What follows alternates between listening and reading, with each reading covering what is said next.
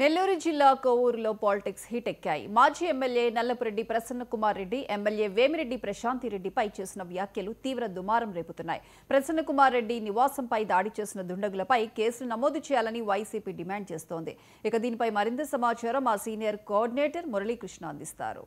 జిల్లా కోవూరులో రాజకీయాలు అట్టుడుగుతున్నాయి. ఆరోపణలు ప్రత్యారోపణలతో వైసీపీ టీడీపీ మధ్య భారీ ఎత్తున కూడా రాజకీయ ఫైట్ అయితే కొనసాగుతుందని చెప్పుకోవచ్చు. ఎవరైతే మాజీ ఎమ్మెల్యే నల్లపురెడ్డి ప్రసన్నకుమార్ రెడ్డి, ప్రస్తుత ఎమ్మెల్యే వేమిరెడ్డి ప్రశాంత్ రెడ్డి పైన చేసినటువంటి అనుచిత వ్యాఖ్యల నేపథ్యంలో ఒక్కసారిగా కూడా రాష్ట్ర వ్యాప్తంగా ఈ అంశం చర్చనీయాంశంగా అయితే మారింది.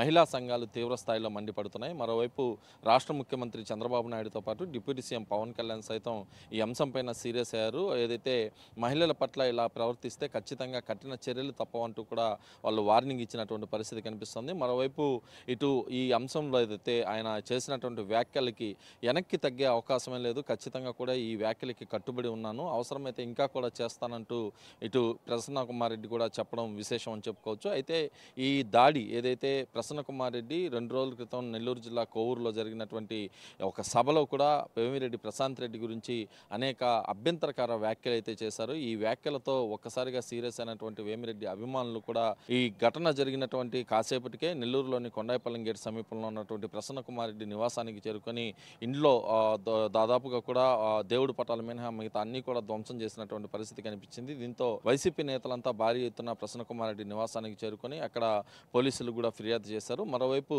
ఇటు వేమిరెడ్డి ప్రశాంత్ రెడ్డి అదేవిధంగా మహిళా సంఘాలు కూడా నెల్లూరులోని జిల్లా ఎస్పీని కలిసి అడిషనల్ ఎస్పీకి కూడా ఇటు వేమిరెడ్డి ప్రశాంత్ రెడ్డి ఆయన అనుచరులు కూడా ప్రసన్నకుమార్ రెడ్డి పైన ఫిర్యాదు చేశారు. అదేవిధంగా కోవూరులో సైతం ఫిర్యాదు చేయడంతో ఇటు కోవూరు పిఎస్లో ప్రసన్నకుమార్ రెడ్డి పైన దాదాపు 5 సెక్షన్ల కింద కేసులు అయితే నమోదు చేశారు. తాజాగా ఇటు ప్రసన్నకుమార్ రెడ్డి నివాసం పైన జరిగినటువంటి దాడిని ప్రస్తావిస్తూ కోవూరుకి చెందినటువంటి ఎవరైతే ఒక జెడ్పీటీసీ కూడా ఇటు నెల్లూరులోని 4 టౌన్ పోలీస్ స్టేషన్లో ఫిర్యాదు చేసినట్లుగా తెలుస్తోంది. వేమిరెడ్డి ప్రభాకర్ రెడ్డి, వేమిరెడ్డి ప్రశాంత్ రెడ్డి అనుచరులు ముఖ్యంగా కూడా ఈ దాడులకు పాల్పడ్డారు. వాళ్ళపైన కఠిన చర్యలు తీసుకోవాలంటూ కూడా ఇటు వైసీపీకి సంబంధించినటువంటి నేతలు కూడా ఈ ఫిర్యాదులో పేర్కొన్నారు. మరోవైపు వరుసగా కూడా నెల్లూరులో ఎంపీ మిథున్ రెడ్డి, అదేవిధంగా మాజీ మంత్రి అనిల్ కుమార్ యాదవ్, ప్రస్తుత ఎమ్మెల్సీ చంద్రశేఖర్ రెడ్డితో పాటు అనేక మంది నేతలు భారీ ఎత్తున వైసీపీకి సంబంధించినటువంటి కార్యాలయానికి చేరుకోవడం, అదేవిధంగా ప్రసన్నకుమార్ రెడ్డి నివాసానికి చేరుకొని ఈ అంశం పైన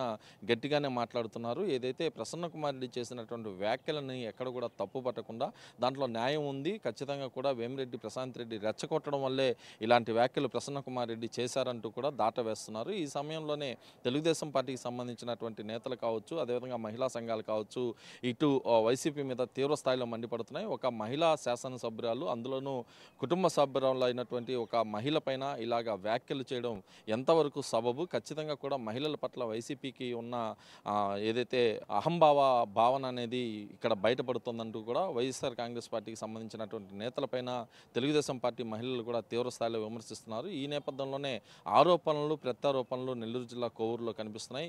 ఏదైతే మొన్న చేసినటువంటి ఆరోపణ, ఆ తర్వాత జరిగినటువంటి దాడుల నేపథ్యంలో కొంత సైలెంట్గా ఈ అంశం మారుతుంది అనుకున్నప్పటికీ కూడా వరుసగా వైసీపీ నేతలైతే వేమిరెడ్డి దంపతులను రెచ్చగొట్టే ప్రయత్నాలు అయితే వరుసగా చేస్తున్నారు. ఈ క్రమంలోనే కోవూరులో కూడా భారీ ఎత్తున మహిళా సంఘాలు ర్యాలీకి చేపట్టి కోవూరు పోలీస్ స్టేషన్లో కూడా ప్రసన్నకుమార్ రెడ్డి పైన ఫిర్యాదు చేశారు. మరోవైపు వేమిరెడ్డి ప్రశాంత్ రెడ్డి జిల్లా అడిషనల్ ఎస్పీని కలిసి అక్కడ ఫిర్యాదు చేసినటువంటి పరిస్థితి కనిపించింది. మరోవైపు ప్రసన్నకుమార్ రెడ్డి సైతం వేమిరెడ్డి కుటుంబం పైన కూడా ఎస్పీ కార్యాలయంలో ఫిర్యాదు చేశారు. ఈ నేపథ్యంలో జిల్లా రాజకీయాలు అయితే ఒక్కసారిగా మారాయి.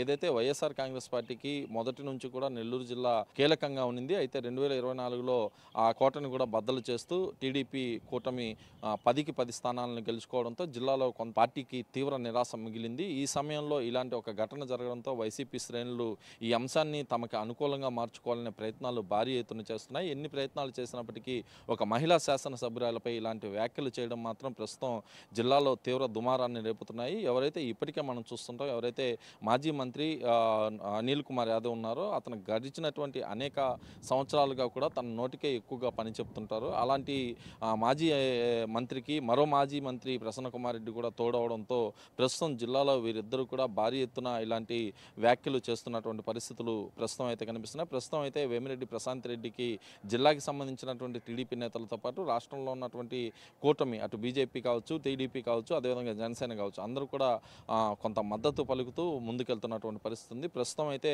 కేసుల పరంపర కొనసాగుతోంది. ఎవరైతే ఇటు ప్రసన్న కుమార్ రెడ్డి పైన కోవూరు పిఎస్లో కేసులు నమోదయ్యాయి, ఈ కేసులపైన ఇవాళ రేపో ఆయన్ని పిలిచి విచారించే అవకాశం కూడా స్పష్టంగా కనిపిస్తుంది. అయితే ఇటు వైసీపీకి సంబంధించినటువంటి శ్రేణులు మాత్రం అటు ప్రసన్న కుమార్ రెడ్డి నివాసం పైన జరిగినటువంటి దాడిని పైన కూడా ఇటు వేమిరెడ్డికి సంబంధించినటువంటి వర్గీయులపైన కేసులు నమోదు చేయాలని డిమాండ్ చేస్తున్నారు. ఏదేమైనప్పటికీ నెల్లూరు రాజకీయాలు అయితే వేడెక్కాయి. వైసీపీలో కొనసాగుతున్నటువంటి అంటే ఇప్పటికే కాకాని గోవర్ధన్ రెడ్డి జైల్లో ఉండడం, ఆ తర్వాత జిల్లాలో పార్టీని నడిపించే దిక్కు లేకపోవడంతో ఈ అంశాన్ని తెరపైకి తీసుకొచ్చి కొంత హడావుడి చేయాలని వైసీపీ అయితే ప్రయత్నిస్తోంది. కానీ ఎంత ప్రయత్నించినప్పటికీ కూడా మహిళ పట్ల చేసినటువంటి వ్యాఖ్యలు మాత్రం జిల్లాలో తీవ్ర దుమారాన్ని అయితే రేపుతున్నాయి. ఇది నెల్లూరు జిల్లా కోవూరులో తాజా పరిస్థితి. Video journalist వంశీతో